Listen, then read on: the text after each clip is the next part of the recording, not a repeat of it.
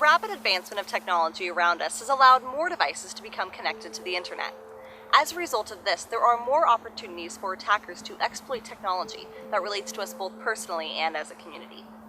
According to an article on Gartner.com, it's forecasted that there will be 6.4 billion connected devices in use by the end of 2016. That number will continue to increase to 20 billion by the year 2020. That's an astonishing number of devices that have the potential to be exploited by cyber attackers. In conjunction to this, a study from abtest.org shows that the number of unique malicious programs created has increased by over 5 times in the last 5 years. This puts us at over 500 million malicious programs in 2016, with 390,000 new programs created each day. So how does all this data relate to you? A study done by Semantics shows that healthcare and education are both in the top 3 most targeted sectors as of late. This means that our school is more likely to be a target of a cyber attack. Additionally, the cybersecurity program at UW-Bothell provides even more reason for attackers to see us as a target. According to the data from our class survey, 86% of the survey responders of the local community claimed that they change their password yearly or less. In comparison to a survey by CSID.com, in 2014, only 44% said that they would change their password yearly or less. What this shows is that the local population is nearly twice as likely to have risky password behavior. Additionally, 35% of the local population regularly clicks links in their email without hesitation, and only 34% regularly use antivirus scanners. Considering that our school is already more likely to be a target, the local population should reconsider how secure their habits are on the internet. In addition to the survey results, we interviewed 3 individuals with varying experience levels with technology. How much of an impact do you think a cyber attack could have on you?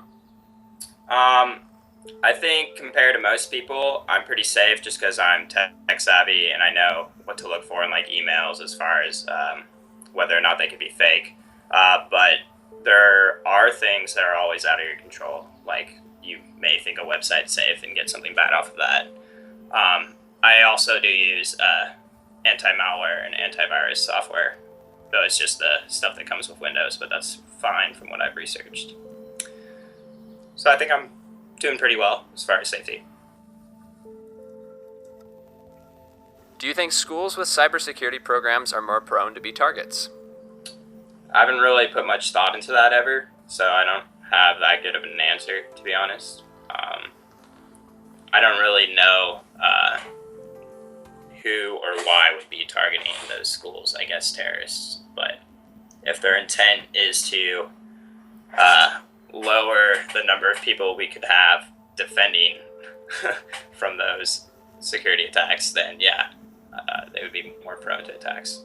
What is done for or at your workplace to ensure online security or safety for the product or department you work in? Sure. So at Amazon, we deal with a lot of private customer information, such as their name, where they live, credit card numbers, and stuff like that. We need to be very, very careful about how we protect that information.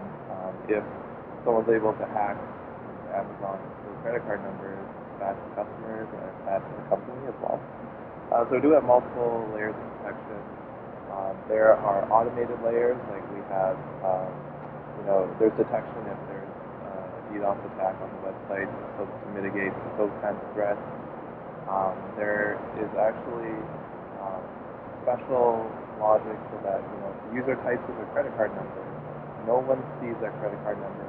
No one even inside Amazon sees that credit card number, except for one special team that has, the security, the security protocols in place to protect that. And then also, every team that works with private customer information has to go through a very thorough security review before they're able to launch the product. So, yeah, it's a very big deal, and it's treated very seriously at Amazon.